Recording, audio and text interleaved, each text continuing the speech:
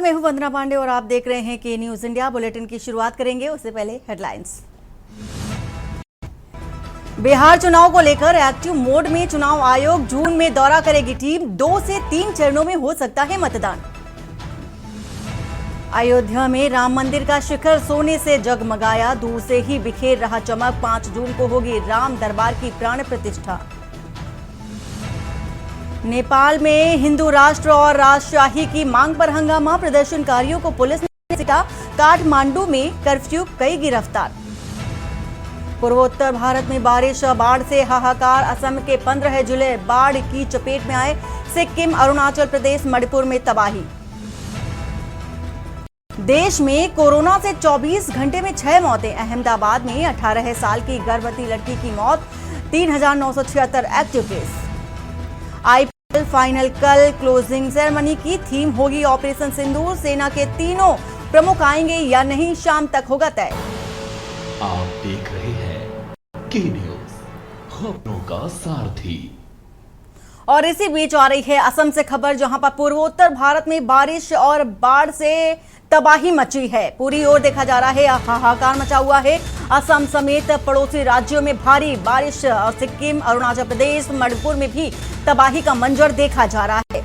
तो असम से आपको ये खबर बता रहे हैं, तस्वीर भी आपको दिखा रहे हैं। असम के 15 जिले बाढ़ की चपेट में आए हैं। वहीं बात अगर गुवाहाटी की करें तो गुवाहाटी में भी चापाई डांग के दाई मुगरी में भूस्खलन, असम में कुदरती तबाही से करीब 9 की मौत भी बताई जा रही है।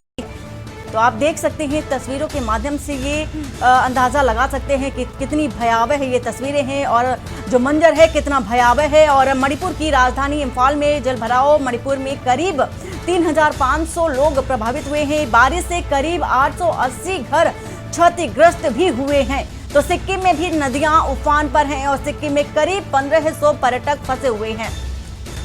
तो देखा जा रहा है कि बारिश से त्रिपुरा में भी भारी जलभराव है और राजधानी अगरतला 3 घंटे में 200 मिलीमीटर बारिश भी देखी जा रही है। अरुणाचल प्रदेश की अगर बात कर लें तो अरुणाचल प्रदेश में लैंडस्लाइड से आवाजाही पूरी तरह से ठप हो चुकी है। नागालैंड में फेसामा के पास सड़क धंसने की घटना भी निकलकर सामने आई है।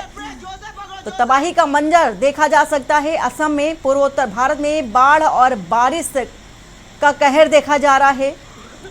तो कोहिमा माओ मार्ग पर राष्ट्रीय राजमार्ग 2 पर सड़क धंस गई है। लोगों को आवाजाही में काफी समस्या का सामना करना पड़ रहा है। गृह मंत्री अमित शाह ने मदद दिलाने का भी भरोसा दिलाया है उन्होंने, और कहा है भारतीय सेना, एयरफोर्स राहत बचाव कार्य में भी जुटी हुई है। तो सिक्किम, अरुणाचल प्रदेश, मणिपुर में ये भारी तबाही तस्वीरें आप देख सकते हैं। जान जोखिम में डाल करके टीमें लगी हुई हैं लोगों की सुरक्षा के लिए।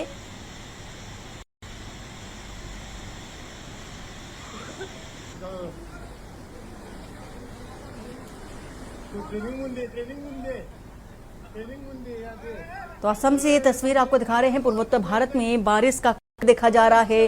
असम समेत कई जो पड़ोसी राज्य हैं वहां पर भी भारी बारिश से तबाही मची हुई है।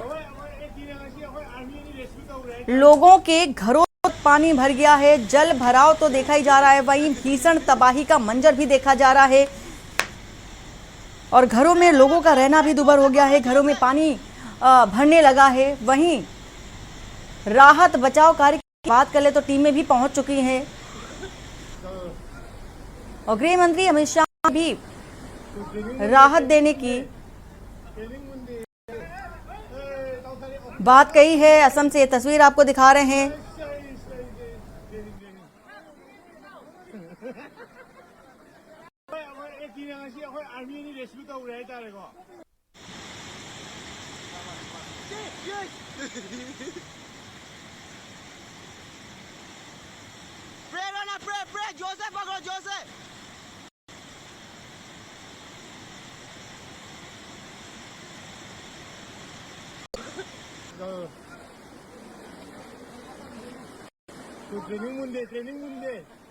ट्रेनिंग मुंडे यादे दाउसारी ऑफिसर ओय दाउसारी तो ओय सही ट्रेनिंग ओय एक नासी ओय आर्मी नि रेस्क्यू तो उड़ाई तारेको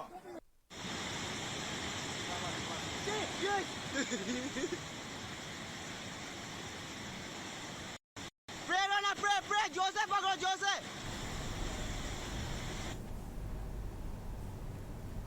दिल्ली से खबर है जहां पर 4 जून को केंद्रीय मंत्रिपरिषद की बैठक हुई है। 4 जून को शाम 4:30 बजे के करीब बैठक हुई।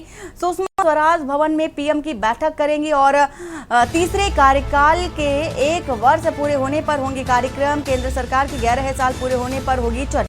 खबर राजधानी दिल्ली से आपको बता रहे हैं इस वक्त की सुषमा स्वराज भवन में पीएम बैठक करेंगी।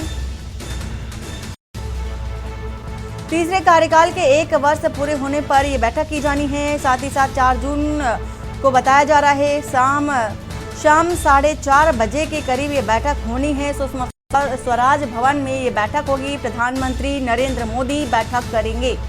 तो तीसरे कार्यकाल के 1 वर्ष पूरे होने के उपलक्ष्य में कार्यक्रम का आयोजन किया गया है। केंद्र सरकार के 11 साल पूरे होने पर यह चर्चा भी की जानी है।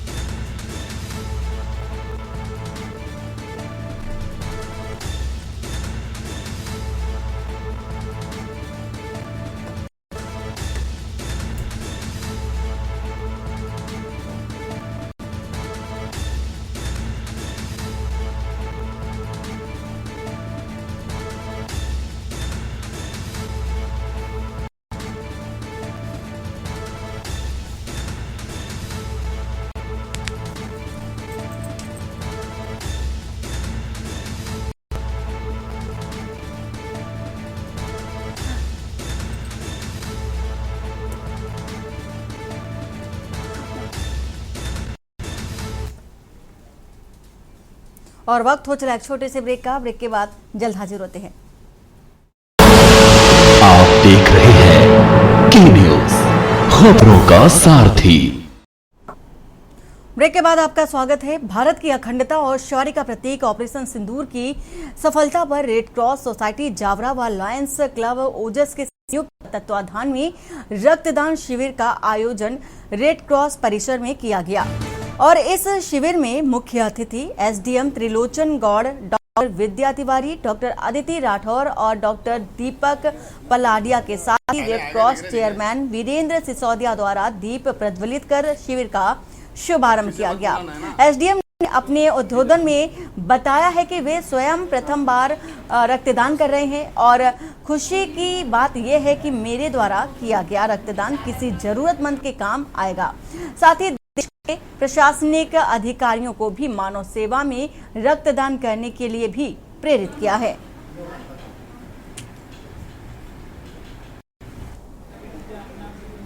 जावरा ओजस द्वारा रक्तदान शिविर है और आगे भी अनवरत चलता रहेगा। हमारा लक्ष्य बहुत बड़ा था कि कम से कम 100 यूनिट तक हम पहुंचे, पर अब देखो कब कितना पहुंचते हैं। और ये हमेशा मतलब एसडीएम साहब ने प्रथम बार अपना हाँ, ये हमारे लिए बहुत गौरव की बात है कि एसडीएम साहब ने भी पहली बार हमारे यहाँ रक्तदान दिया और अध्यक्ष पति ने भी पहली बार रक्तदान दिया। कई लोग ऐसे हैं जो पहली बार आज रक्तदान दे रहे हैं और हमारे क्लब का एक लक्ष्य है, हम चाहते हैं कि रक्तदान जो है वो लायंस क्लब जावरा की ओजस की पहचान बने। जैसा कि विदित है, आज लायंस क्लब और रेड क्रॉस सोसाइटी के संयुक्त तत्वाधान में रक्तदान शिविर आयोजित किया गया। उसमें क्योंकि मेरी इच्छा हुई कि मैं इस दृष्टि में खुद भी स्वयं का अपना ब्लड रक्तदान करूं और जिससे कि एक खुद को मेरे स्वयं को भी आत्मसंतुष्टि का भाव पैदा हुआ कि मैं खुद भी मतलब ये अपना जो किसी के काम आ सके। और मैं यही संदेश देना चाहूँगा कि जो अधिक से अधिक इसमें रक्तदान शिविर में लोग भाग लें और कि कभी भी ये हम जो जिस व्यक्ति को आवश्यकता है या उसको किसी बहुत इमरजेंसी में उसको ब्लड की आवश्यकता होती है तो उसके किसी व्यक्ति की जीवन रक्षा हम अपना योगदान दे सकें। वहीं दुर्ग में संविधान बचाओ सभा का आयोजन किया गया। राजीव भवन में जो कांग्रेस नेता और कार्यकर्ता भूपेश बघेल ने भाजपा सरकार को घेरा। तो राजीव भवन में जुटे कांग्रेस नेता और कार्यकर्ता, इसके साथ ही भूपेश बघेल ने भाजपा सरकार को घेरा है। प्रधानमंत्री के कार्यों की पूर्व सीएम ने आलोचना की। सभा के बाद गांधी प्रतिमा तक रैली निकली और बड़ी संख्या में कांग्रेस पदाधिकारी शामिल हुए हैं। संविधान पर हमला हो रहा है, भूपेश बघेल का कहना है, और संविधान की रक्षा के लिए सड़कों पर भी कांग्रेस उतरी है।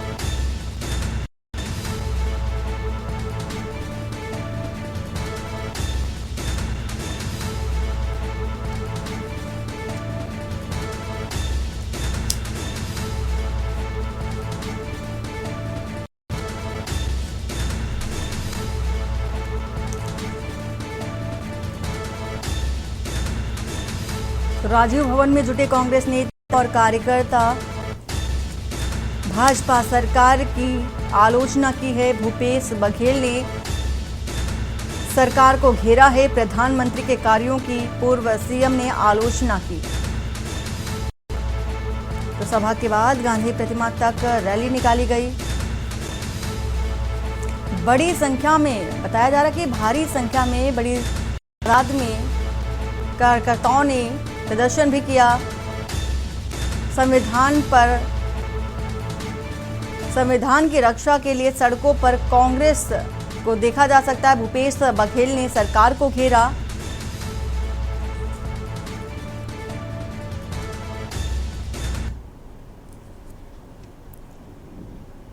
और वहीं बेमेतरा में विश्व साइकिल दिवस के अवसर पर जिला प्रशासन और खेल एवं युवा कल्याण विभाग के संयुक्त तत्वाधान में साइकिल रैली का आयोजन किया गया। इस आयोजन में बड़ी संख्या में छात्र छात्राओं, जनप्रतिनिधियों और आम नागरिकों ने उत्साहपूर्वक भाग लिया और मुख्य अतिथि के रूप में बेमेतरा विधायक दीपेश साहू उपस्थित रहे, जिनके साथ कलेक्ट्रेट रणवीर शर्मा, एसपी नगर पालिका अध्यक्ष विजय सिन्हा व अन्य अधिकारी भी शामिल हुए। रैली की शुरुआत जय स्तंभ चौक से हुई, जो शहर के प्रमुख चौराहों से होती हुई वहीं समाप्त हुई। मंचे कार्यक्रम में फिट इंडिया मूवमेंट को बढ़ावा देने के लिए शपथ दिलाई गई। अतिथियों ने साइकिलिंग को जीवन शैली का हिस्सा बनाने की अपील की और इसके शारीरिक व पर्यावरणीय लाभों को भी रेखांकित किया गया है। आज विश्व साइकिल दिवस के ऊपर साइकिल रैली का आयोजन जिला स्तर पर किया गया था, जिसमें मुख्य अतिथि माननीय विधायक बेमेतरा और समस्त जनप्रतिनिधिगण उपस्थित थे। साइकिल चलाना स्वास्थ्य के लिए तो लाभकारी है ही, फिट इंडिया मूवमेंट में एक घटक भी है और जिला प्रशासन प्रतिबद्ध है जिले के नागरिकों के स्वास्थ्य के संबंध में, और एक मुहिम चलाई जा रही है जिला प्रशासन के द्वारा कि अधिक से अधिक हम साइकिल का उपयोग करें। छोटे छोटे जो रोज़मर्रा के काम होते हैं उसमें बाइक या कार ना चला के साइकिल चलाएं, जिससे पर्यावरण को संरक्षित करने में भी सहायता मिले और व्यक्ति स्वस्थ भी रहे। घर से हुई है। हमारे जिला प्रशासन की ओर से आज विश्व साइकिल दिवस के अवसर पर रैली का आयोजन किया गया और इस आयोजन में हमारे जनप्रतिनिधि लोग जो हैं, हमारे जिला प्रशासन के अधिकारी लोग हैं और आम जन जो है इसमें शामिल हुए और बेमेतरा नगर का पूरा भ्रमण किए हैं। और निश्चय ही ऐसे आयोजन विश्व साइकिल रैली संयुक्त महाराष्ट्र राष्ट्र महासभा का ये आयोजन है और ऐसे आयोजन जो आज छूट गए हैं तकनीकी आज विकसित होने के कारण, लेकिन आज अगर हम उसको अपने जीवन में अपनाते हैं तो निश्चय ही जो दिनचर्या में अपनाने से कहीं ना कहीं जो है हम स्वस्थ रह पाएंगे। और वहीं खैरागढ़ में शिक्षा के अधिकार को लेकर मिशन संडे टीम ने एक बार फिर अपनी आवाज बुलंद की है। रविवार को टीम के सदस्य काले टी शर्ट पहनकर जिला शिक्षा अधिकारी के कार्यालय पहुंचे और शासकीय स्कूलों के युक्तिकरण विलय, जिसको कहा जा सकता है नीति का विरोध जताया और टीम संयोजक मनराखन देवांगन ने कहा कि इस प्रक्रिया से कई स्कूल बंद हो जाएंगे, जिससे क्षेत्रों के बच्चे, जो ग्रामीण क्षेत्रों के बच्चों को पढ़ाई प्रभावित भी उनकी होगी और महिला शिक्षकों को दूरस्थ स्थानों पर भेजा जाना अनुचित है। उन्होंने सरकार पर शिक्षा की अनदेखी और शराब दुकानों के विस्तार का भी आरोप लगाया, जिससे समाज में अपराध और नशे की प्रवृत्ति बढ़ रही है। मिशन संडे टीम ने स्पष्ट कहा कि युक्तिकरण नीति पर पुनर्विचार नहीं हुआ तो वे चरणबद्ध आंदोलन करेंगे। उन्होंने मांग की है कि शिक्षा के साथ कोई समझौता नहीं होना चाहिए। इसके साथ ही साथ बच्चों का भविष्य सुरक्षित रखने के लिए स्कूलों को बंद होने से बचाया जाए।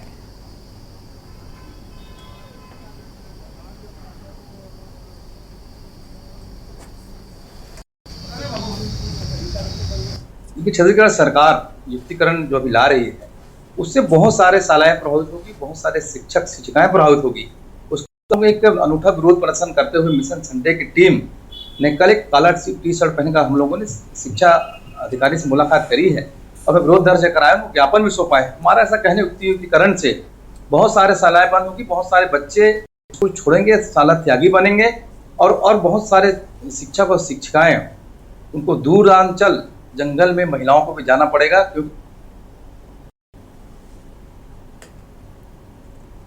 और वहीं खैरागढ़ के गंडई का वर्धा मुख्य मार्ग पर सुबह एक दर्दनाक सड़क हादसा हो गया। ग्राम पद्मी निवासी परमेश्वर निर्मलकर 45 वर्ष के अपने पोते निकेश डिकेश के साथ और पत्नी इंद्राणी के साथ बाइक से घर लौट रहे थे।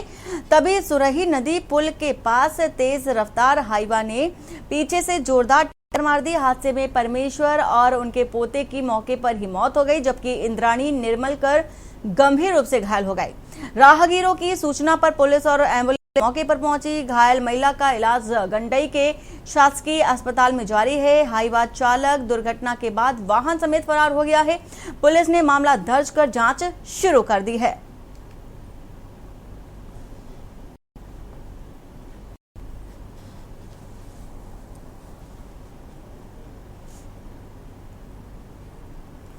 और अंबाला में एक बार फिर कोरोना ने दस्तक दे दी है। अंबाला में कोरोना के 2 पॉजिटिव मामले सामने आए हैं, जिनमें एक 74 वर्ष की महिला है और एक लगभग 40 वर्ष का व्यक्ति है।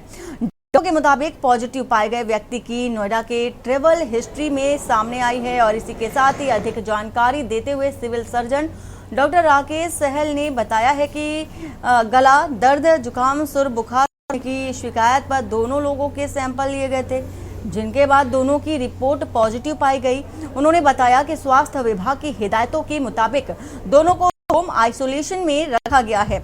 उन्होंने ये भी बताया कि शहर और छावनी के अस्पताल में आइसोलेशन वार्ड में भी बना दिए गए हैं और जो संक्रमित हैं उन्हें वहां पर भर्ती कराया जा रहा है।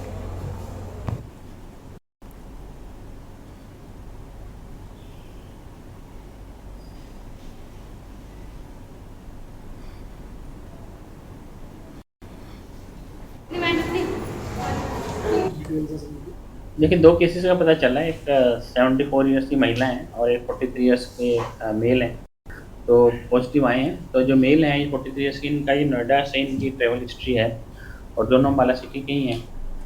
जो इनको सिम्टम्स हैं वो ये है कि इनका गला ख़राब है और थोड़ा जुकाम है और थोड़ी खांसी है। तो दोनों ही बिल्कुल ठीक हैं और होम आइसोलेशन में हमारी टीम पूरी उनके पास पूरा ट्रीटमेंट, पूरा प्रोटोकॉल्स, वो जो भी इसके अंदर है वो पूरा कर रही हैं।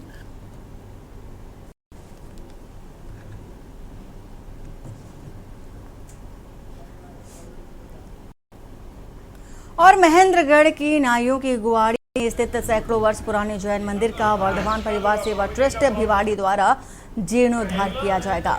हाल ही में एक युवक द्वारा सोशल मीडिया पर मंदिर का वीडियो साझा किए जाने के बाद जैन समाज के हजारों लोगों ने इसे देखा और मंदिर में पूजा अर्चना शुरू कर दी है।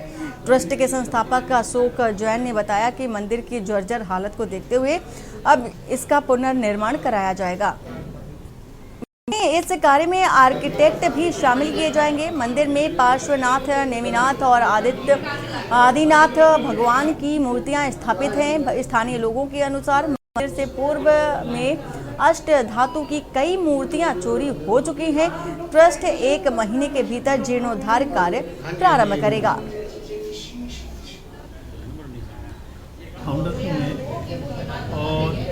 पे अभी लगभग 10 दिन पहले कुछ 9 गांव से हमारे नवयुवक बच्चे यहाँ पर आए, जिन्होंने यहाँ पूजा प्रक्षाल और एक वीडियो वायरल की। मैं उस समय बेंगलोर में था।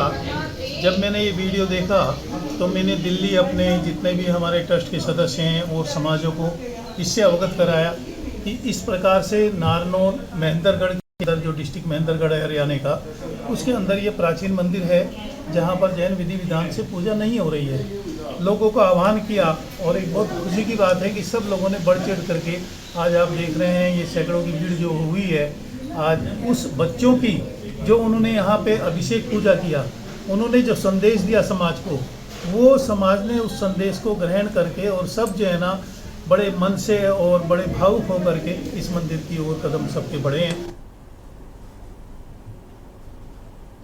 और बात कर रहे हैं राम मंदिर का स्वर्ण शिखर। उत्तर प्रदेश के अयोध्या स्थित राम मंदिर परिसर के 8 देवालयों में एक साथ होने वाले प्राण प्रतिष्ठा अनुष्ठान की तैयारियां अंतिम चरण में हैं और इस राम मंदिर को सजाने का काम किया जा रहा है। मंदिर के मुख्य शिखर कलश के साथ परकोटा के 5 मंदिरों के शिखर कलश पर सोने की परत जड़ने का काम पूरा कर लिया गया है। सोने की चमक से मंदिर के शीर्ष जहां और आकर्षक हो गए हैं, वहीं रात की लाइटिंग में इनकी चमक देखते ही बन रही है। राम मंदिर परिसर के 5 मंदिरों यानी कि परकोटा के शिखर कलश पर भी स्वर्ण परत जोड़ने का काम पूरा हो चुका है। देवालयों की प्राण प्रतिष्ठा का अनुष्ठान 3 जून को शुरू होगा, वहीं यह 5 जून तक चलेगा। इसको लेकर के तैयारियां पूरी कराई हैं। राम मंदिर परिसर के 8 देवालयों में एक साथ प्राण प्रतिष्ठा अनुष्ठान की पूरी तैयारी हो गई है। कार्यक्रम 3 जून से शुरू होगा और 5 जून तक चलेगा, लेकिन इससे एक दिन पहले यानी कि 2 जून को वैदिक मान्यताओं के मुताबिक सरयू तट से 400 महिलाएं सरयू जल लेकर कलश यात्रा पर निकलेंगी।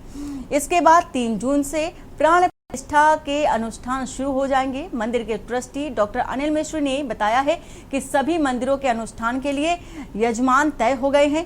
देवालयों की प्राण प्रतिष्ठा कार्यक्रम के लिए राम मंदिर को पूरी तरह से सजाया जा रहा है।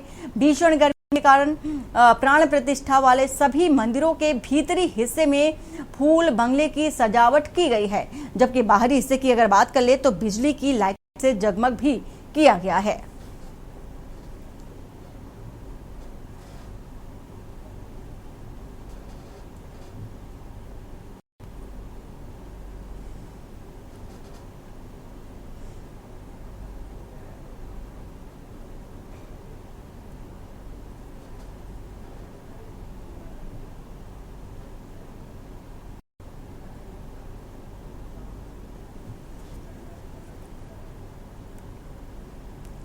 और वहीं योगी सरकार का बड़ा ऐलान हुआ है। योगी सरकार ने क्या ऐलान किया है वो भी बता देते हैं। रामनगरी अयोध्या में नॉनवेज की दुकानों पर पूरी तरह से बैन लगा दिया गया है। नॉनवेज दुकानदारों को 7 दिनों की मोहलत दी गई है। वहीं सरकार ने 7 दिन का अल्टीमेटम भी दिया है। नॉनवेज शराब की सभी दुकानें अगले 7 दिन में हटानी होंगी। ये ऐलान है। राम पथ, भक्ति पथ, धर्म पथ 14 कोसी मार्ग पर भी रोक है। दुकानदारों को दुकान हटाने के डेडलाइन दी जा चुकी है। अयोध्या में मांस मछली पर पूरी तरह से प्रतिबंध लगा दिया गया है। राम पथ समेत कई इलाकों में दुकानें बंद हो जाएंगी। ये ऐलान है योगी सरकार के बड़े ऐलान।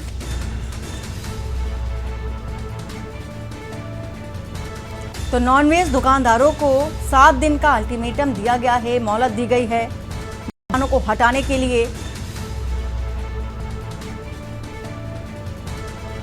तो सभी जो नॉनवेज शराब की दुकानें हैं अगले 7 दिन के अंदर हटानी होंगी। रामपथ, भक्तिपथ, धर्मपथ, इसके साथ ही 14 कोसी मार्ग पर भी इन दुकानों को लगाने के लिए पूरी तरह से प्रतिबंध लगा दिया गया है। तो अयोध्या में मांस मछली पर पूर्णतया प्रतिबंध लगाया गया है। योगी सरकार का ये बड़ा फरमान, बड़ा ऐलान।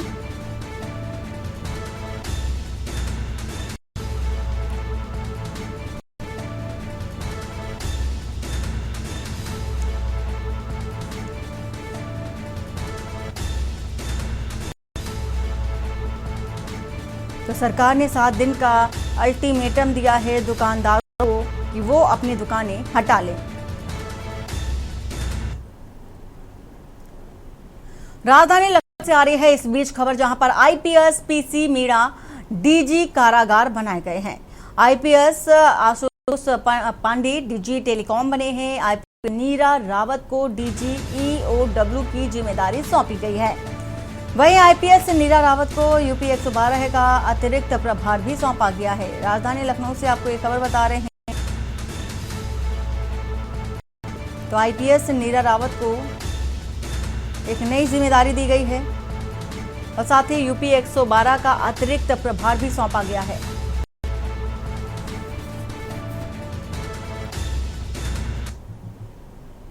लखनऊ से खबर बता रहे हैं, जहां पर ईद उल अजहा के मौके पर एडवाइजरी जारी कर दी गई। इस्लामिक सेंटर ऑफ इंडिया की महत्वपूर्ण सलाह देखी जा रही है। वहीं मौलाना खालिद रशीद फिरंगी महली ने भी निर्देश दिए हैं। 7 जून को देश भर में मनाई जाएगी ईद उल अजहा और कुर्बानी चिन्हित स्थानों पर करें। फिरंगी का कहना है सार्वजनिक स्थानों पर कुर्बानी करने से बचें। गली या सड़क किनारे कुर्बानी बिल्कुल भी ना करें। कुर्बानी की फोटो या वीडियो बनाना मना है। सोशल मीडिया पर कुर्बानी का वीडियो ना फैलाएं। जानवरों के खून को नालियों में न बहाएं। खून को कच्ची जमीन में दफन करना जरूरी नहीं। बल्कि इब्राहिम और हज़रत इस्माइल ईद उल अज़हा का त्यौहार पूरे मुल्क में इंशाअल्लाह 7 जून 2025 को मनाया जाएगा। इस सिलसिले में इस्लामिक सेंटर ऑफ इंडिया फिरंगी महल लखनऊ ने 12 पॉइंट ईद उल अज़हा एडवाइजरी जारी की है, जिसमें कि मुसलमानों को ये हिदायत दी गई है कि बकरीद के मौके पर, ईद उल अज़हा के मौके पर कुर्बानी करना कोई रस्म व रिवाज नहीं है, बल्कि हज़रत इब्राहीम और हज़रत इस्माईल अलैहिस्सलाम की सुन्नत है और ये इबादत है। और इन अय्याम में, इन दिनों में कुर्बानी ही अल्लाह तबारक व तआला को सबसे ज़्यादा पसंदीदा है। लिहाजा कुर्बानी का बदला बदल और कुछ नहीं हो सकता। लिहाजा जिन मुसलमानों पर कुर्बानी वाजिब है, जो साहिब हैसियत हैं, साहिब निसाब हैं, उनको चाहिए कि इन दिनों में कुर्बानी ज़रूर और ज़रूर करें। और इस साल ये कुर्बानी 7, 8 और 9 जून में की जा सकती है। और बुलेटिन फिलहाल इतना है। इसी बीच आ रही है बिजनौर से खबर, जहां पर निर्माणाधीन हाईवे का अंडरपास पुल टूटकर गिरा है। हादसे में 5 मजदूर दबकर घायल हो गए हैं।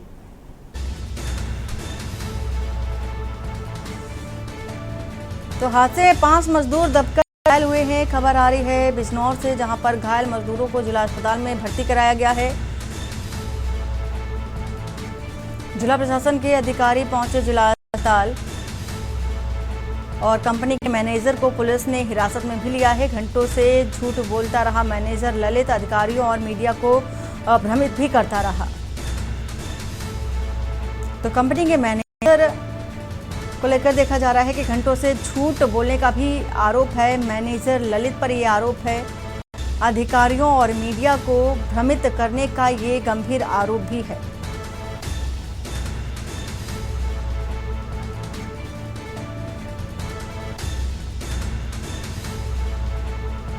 तो हादसे में 5 मजदूर दबकर घायल हो गए हैं।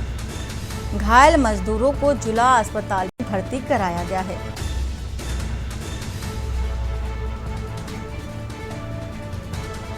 वहीं जिला प्रशासन के अधिकारी भी अस्पताल पहुंचे।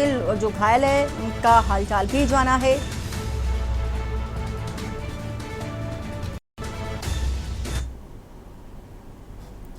और रायबरेली में दर्दनाक सड़क हादसा हो गया। 2 की मौत हो गई है। डंपर में सड़क के किनारे खड़े लोगों को कुचला है और हादसे में 2 महिलाओं की मौके पर ही मौत हो गई है। एक युवक की हालत नाजुक बताई जा रही है। जिला अस्पताल जिसे रेफर भी कर दिया गया है। रायबरेली से आपको ये खबर बता रहे हैं, जहां पर तेज रफ्तार का कहर देखा गया। सिरनी थाना क्षेत्र के घूरे मऊ गांव के पास की ये घटना बताई जा रही है।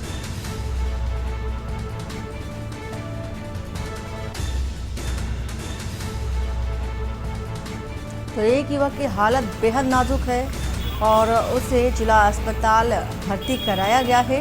डंपर में सड़क के किनारे खड़े लोगों को कुचला है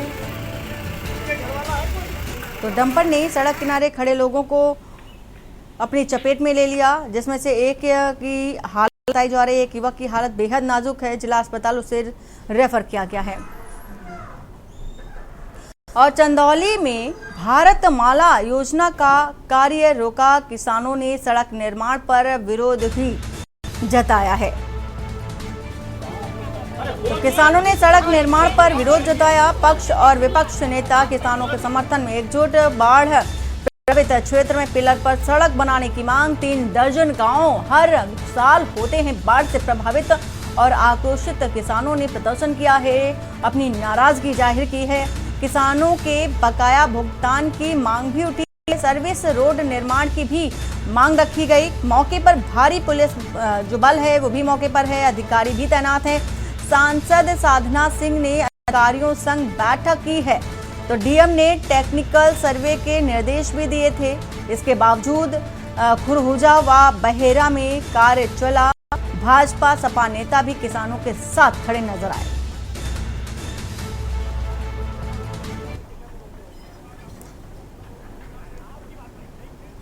और नोएडा से खबर, जहां पर पुलिस ने दिखाई संवेदनशीलता, लापता बच्ची को कुछ घंटों में बरामद किया। फेज 1 थाना पुलिस की 3 टीमों ने संभाला मोर्चा। सीसीटीवी की मदद से मिली मासूम बच्ची। वहीं बच्ची को पाकर परिजनों के चेहरे भी खिल उठे। सेक्टर 10 से लापता हुई थी 3 वर्षीय बच्ची। हाजीपुर के पास से बच्ची हुई थी सकुशल बरामद। पुलिस टीम को डीसीपी ने 10,000 का इनाम भी दिया है।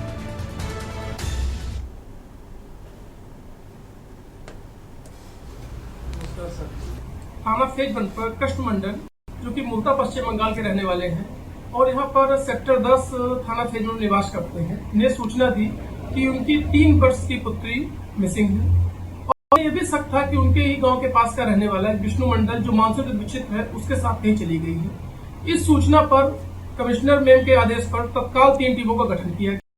इन टीमों ने आसपास के सीसीटीवी कैमरे एवं मैनुअल इंटेलिजेंस की मदद से मात्र कुछ ही घंटों में उस बच्ची को बरामद किया और सकुशल उनके परिजनों को सुपुर्द किया।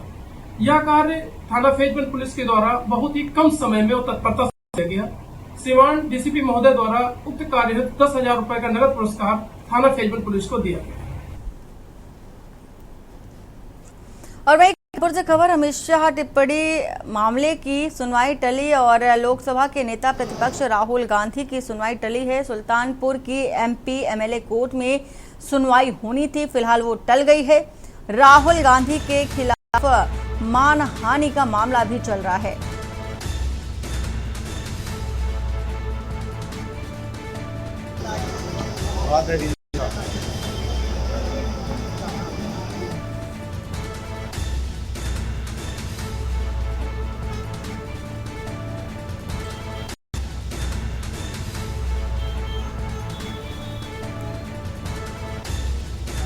तो सुल्तानपुर की एमपी एमएलए कोर्ट में होनी थी सुनवाई। राहुल गांधी के खिलाफ चल रहा मानहानि का मामला, अधिवक्ताओं में शोक के चलते स्थगित न्यायिक कार्य।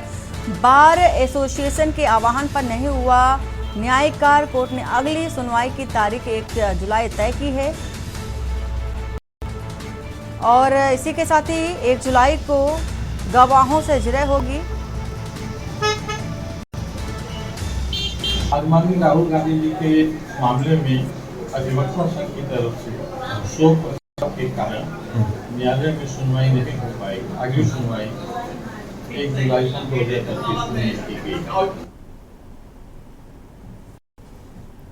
और संभल के बहजोई स्टेट हाईवे पर ग्राम मिर्जापुर के पास सोमवार को एक दर्दनाक सड़क दुर्घटना हो गई। बहजोई की ओर जा रही टाटा 407 और इस्लाम नगर से आ रही टाटा मैजिक आमने सामने टकरा गई। टक्कर इतनी जबरदस्त थी कि टाटा 407 का चालक वाहन में फंस गया, जिसे ग्रामीणों ने कड़ी मशक्कत के बाद बाहर निकाला। घायल चालक को गंभीर हालत में अस्पताल में भर्ती कराया है, जबकि मैजिक चालक को मामूली चोटें आई हैं। सूचना मिलते ही पुलिस मौके पर पहुंच गई और दोनों वाहनों को कब्जे में लेकर जांच शुरू कर दी है।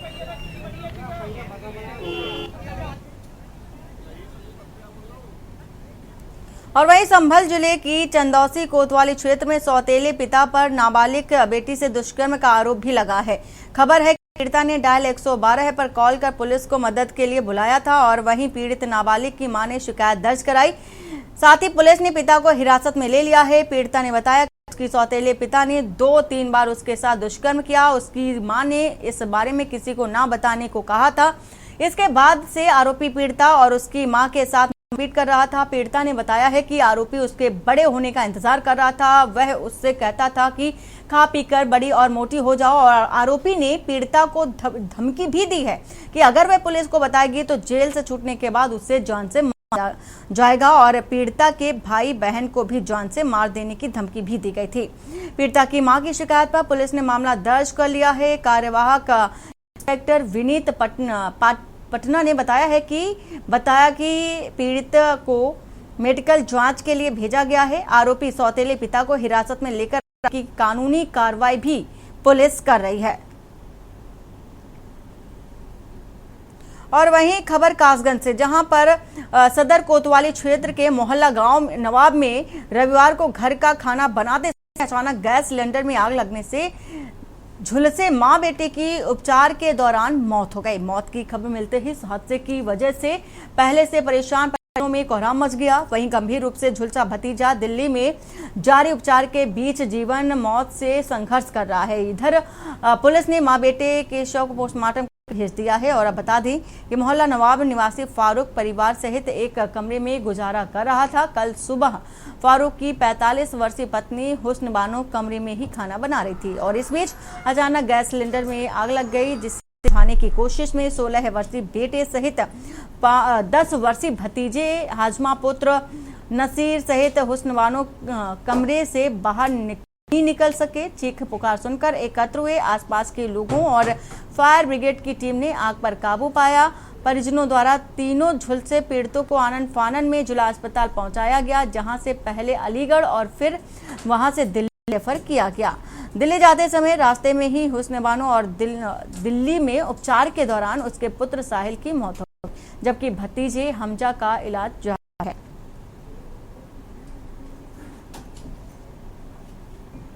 वाली क्षेत्र के मोहल्ला नवाब में भी सिलेंडर में आग लगने के मामले में मां बेटों की मौत हो गई है। आपको बता दें, कल सदर कोतवाली क्षेत्र के मोहल्ला नवाब में एक घर के सिलेंडर में आग लग गई थी खाना बनाते समय। उसी समय आग की चपेट में आकर मां बेटे व भतीजे सहित 3 लोग गंभीर रूप से घायल हो गए थे, जिन्हें जिला अस्पताल से अलीगढ़ रेफर किया गया। अलीगढ़ चिकित्सकों ने उन्हें दिल्ली रेफर कर दिया। जब दिल्ली ले जाते समय माँ की रास्ते में मौत हो गई थी, जबकि बेटे की दिल्ली के दौरान मौत हो गई। वहीं परिजन दोनों शवों को लेकर कासगंज आ गए। पुलिस ने दोनों के शवों को कब्जे में लेकर पोस्टमार्टम के लिए भेज दिया है। वहीं आपको बता दें, मां बेटों की मौत से उनके घर में कोहराम मचा हुआ है। कासगंज से के न्यूज़ इंडिया के लिए प्रशांत सोनी। और बुलेटिन फिलहाल इतना ही। बाकी की खबरों के लिए बने रहिए आप के न्यूज़ इंडिया के साथ। नमस्कार। आप देख रहे हैं के न्यूज़, खबरों का सारथी।